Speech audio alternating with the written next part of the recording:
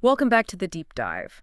Today, we're tackling something that, well, it keeps a lot of us up at night, right? This whole world of cybersecurity. Definitely. I mean, we're spending billions deploying really cutting-edge technology, training up teams, but somehow these huge breaches, they still seem to dominate the headlines. It's relentless. It often feels like this, I don't know, sprawling, ever-changing battlefield, doesn't it? It really does. And the attackers, they're incredibly creative. Plus, the attack surface, the places they can attack, just keeps expanding. Yeah, and all the technical jargon can just be overwhelming. Absolutely. It's easy to get lost in it. So our mission today, it isn't really to re-explain the basics you probably already know pretty well. Instead, we want to cut through that complexity, sort of peel back the layers, and zero in on the fundamental frameworks, the things that truly underpin effective cybersecurity. Getting to the core ideas. Exactly. Think of it as a deep dive into, well, the very DNA of digital defense. We're going to explore 3 essential acronyms. And these, when you look beyond just the definitions, they beautifully unravel the what, the how, the who, And even the when. and even the critical one of cybersecurity. It helps explain why these challenges stick around and maybe how we can think about addressing them better. Okay, let's unpack this. So let's kick things off with the what. Fundamentally, what is it we're trying to protect? What are the core goals here? We often hear about the CIA triad, and no, definitely not the spy agency, for anyone wondering. Right. Not that CA. We mean confidentiality, integrity, and availability. These aren't just like abstract textbook terms, are they? They feel much more fundamental. Oh, absolutely not abstract. And what's really fascinating, and maybe often glossed over in basic intros, is the inherent tension between these 3, the trade-offs. When we talk about confidentiality, it's not just keeping secret anymore. It's about really granular control, especially now with everything so distributed. Well, think about it. How do you keep your company's intellectual property private? When teams are collaborating across the globe, using all sorts of cloud services, data is constantly moving. It's not just stopping hackers getting in, it's also preventing accidental leaks or balancing data privacy rules with actually being able to use the data. Yeah. Like trying to de-identify huge data sets for analysis, but making sure you can't re-identify anyone. That's a huge confidentiality challenge. Okay, so it's much more nuanced than just locking the door. Exactly. Yeah. And then there's integrity. This goes way beyond just stopping someone fiddling with data. In today's world, with interconnected systems, complex supply chains, even deepfakes becoming a thing, how do you actually trust the information you're getting? Good point. How do you know it hasn't been subtly changed? Maybe maliciously, maybe even by accident somewhere along the line.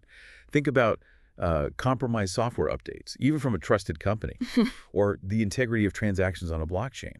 It's really about the authenticity and trustworthiness of that data every step of the way, from when it's made to when you use it, across potentially countless systems. Right, trusting the data itself. And finally, availability. Yeah. Sure, denial of service attacks, DDoS, that's a classic example we all know.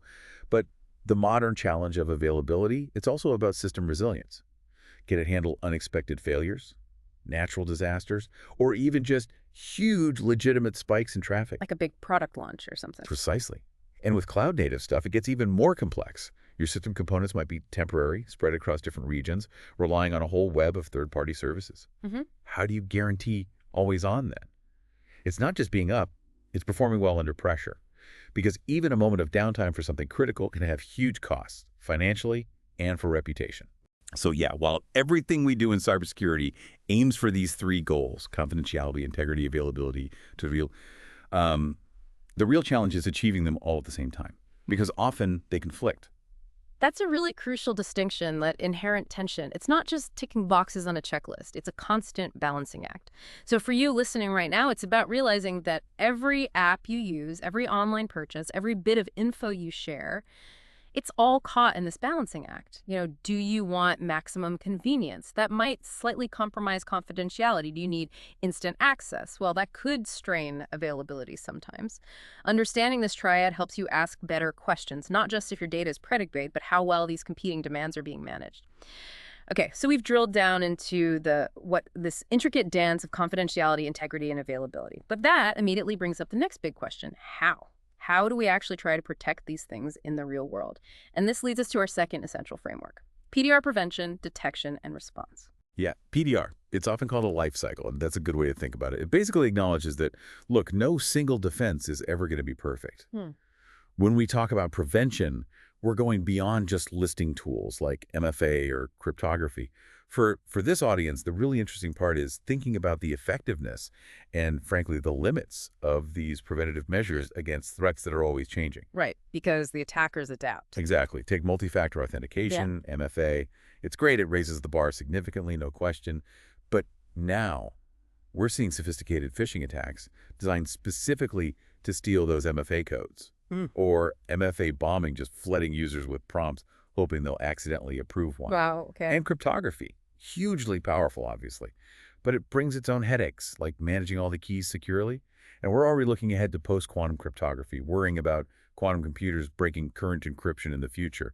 So prevention is always trying to stay one step ahead, but it's definitely a constant arms race. So prevention isn't foolproof. What happens next? Well, when those preventative measures inevitably don't catch everything, and they won't, not 100%, that's where detection becomes absolutely critical. It's not enough anymore to just collect mountains of logs in a SIEM system, a security information and event management system. Why not? Too much noise. Precisely. The real challenge is finding the signal in the noise, telling a genuine threat apart from millions of harmless events or false positives.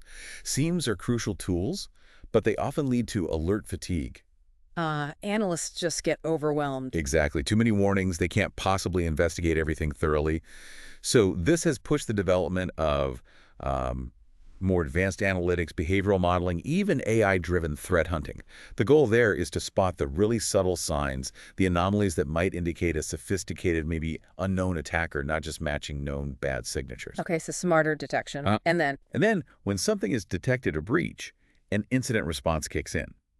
The modern way of thinking about this is often summed up by SOR, security orchestration, automation, and response. It's not just about, pulling the plug on a compromised machine anymore. it's more complex. It's about speed and precision. Automation can handle the common, well-understood stuff like blocking a known malicious IP address immediately. That frees up the human analysts to focus their brain power on the new stuff, the novel incidents we haven't seen before, which need complex decisions and coordinating different teams.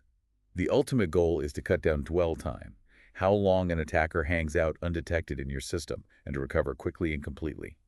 That often involves some pretty complex digital forensics, too, to figure out exactly what happened. That gives a really clear picture of the how prevention, detection, response. And it highlights that it's definitely not just a static set of tools, but this ongoing cycle. But here's where it gets really interesting for me. We've talked about all this sophisticated tech, right? Advanced crypto, AI in SIEMs, automated SOAR platforms.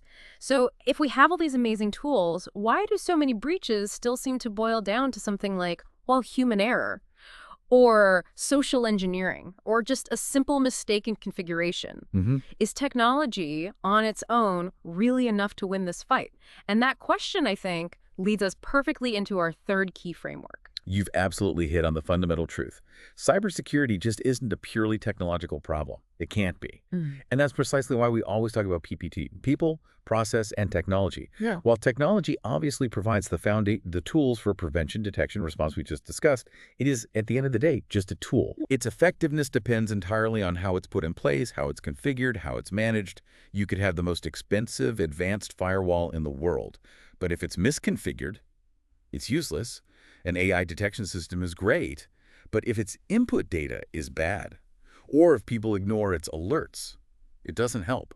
Technology empowers, yes, but it doesn't solve things in a vacuum. So the tools need the right context. Exactly. And that brings us to people. They aren't just a component. They are often the most critical and honestly the most challenging part of the equation. And we're not just talking about, basic security awareness training for end users, although that is important. What else then? We're talking about the skilled analysts who have to interpret those complex SIEM alerts. The engineers who actually deploy the security controls correctly in the first place. The executives who have to make tough decisions about risk versus cost. And yes, every single employee who might accidentally click that phishing link or reuse a password or fall for a social engineering trick. People design the systems, they operate the tools, they interpret the data, and crucially, they respond when things go wrong, especially when it's unexpected. You look at the cybersecurity skills gap, the problem of insider threats, both malicious and accidental, the psychology behind why phishing still works. It all just highlights how central the human element is. It really is the linchpin, isn't it? It truly is. And these brilliant people, using these powerful technologies, they need a clear plan, a roadmap. That's where process comes in. Processes, policies, procedures. They're the glue holding people and technology together An effectively. instruction manual. Sort of, yeah. They define how things should be done consistently and correctly. How do you grant access? How do you revoke it? What are the exact steps to take when an incident happens? How do we develop software securely? How do we patch vulnerabilities? Good processes ensure consistency. They minimize the chance of human error under pressure, and they create a framework for accountability. Without clear processes, even the best team with the best tech can just descend into chaos during a real crisis. So if we connect this to the bigger picture, cybersecurity isn't just about the fancy gadgets. It's this symbiotic relationship. You need well-trained people following robust procedures, using the right tech tools in the right way. Like a three-legged stool. Exactly. If Okay. one leg is weak, the whole thing becomes unstable. The entire security posture can crumble. That really brings it home, that intricate interdependence. So for you listening, this PPT idea isn't just some corporate buzzword framework. It applies directly to your own personal digital security, too.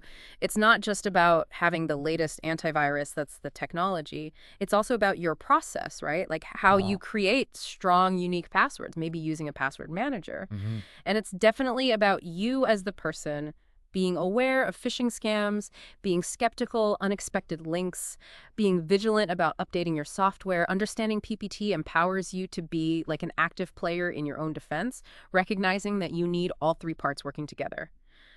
Okay, so we've mapped out the CIA triad, that's what we protect. Yeah. We've explored PDR, prevention, detection, and response, that's the dynamic, how we protect it. And now we know PPT, people, process, and technology is the crucial who and the framework making it all work. These three are so tightly linked, each vital. But there's one more fundamental question. It feels almost too simple, but maybe it's often unspoken. Indeed. It's the simplest question, but maybe the most relentlessly critical one. When? When does all this cybersecurity effort need to happen? And the answer, it's straightforward, but it really defines the entire field. 24/7. 24 hours a day, 7 days a week. Always on. Always. Defenders. That means you personally and the security teams protecting organizations. You have to be right all the time. You have to anticipate threats, guard against them, react instantly, constantly. The attackers, though, they only have to be right once. That asymmetry is brutal. It really is. They just need to find one overlooked vulnerability, one moment of human weakness, one gap in a process to get in and achieve their goal. And they don't operate on a 9-to-5 schedule. They don't sleep. They're always probing, adapting, looking for new ways in. This fundamental imbalance is why constant vigilance, proactive threat hunting, continuous improvement.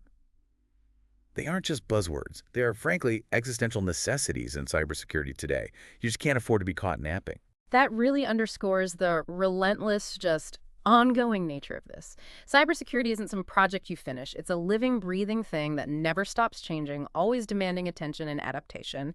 And there you have it, our deep dive into what feels like the absolute fundamentals of cybersecurity, but hopefully viewed through a lens that gets beyond just the basic definitions, highlighting the complexities, the interdependencies, the constant challenges. We've seen how the CIA triad, confidentiality, integrity, availability, defines what we're trying to protect, navigating those inherent trade-offs. Mm-hmm. PDR, prevention, detection, response, outlines the continuous, evolving how we protect it. And PPT, people, process technology, emphasizes the vital who and the essential framework making it all possible. All happening 24/7. Exactly. All day, every day. So maybe this raises an important question for you listening to think about. In a world where the attackers only need one win, and where technology is really only as good as the people and processes using it, what single principle, maybe beyond just a specific tool or tactic, should you prioritize in your own approach to cybersecurity resilience, whether that's for yourself personally or for your organization? Especially when faced with threats that are always evolving. Maybe think about the why behind your security actions, not just the what. That's a fantastic thought to end on, encouraging all of us to think a bit more deeply about our own role in this huge, ever-present challenge. Thank you so much for joining us on this deep dive into understanding cybersecurity fundamentals. We really hope you feel maybe a little less overwhelmed by it all and a lot more informed about the real complexities and the solutions in this critical field. Keep learning, keep exploring, and stay safe out there.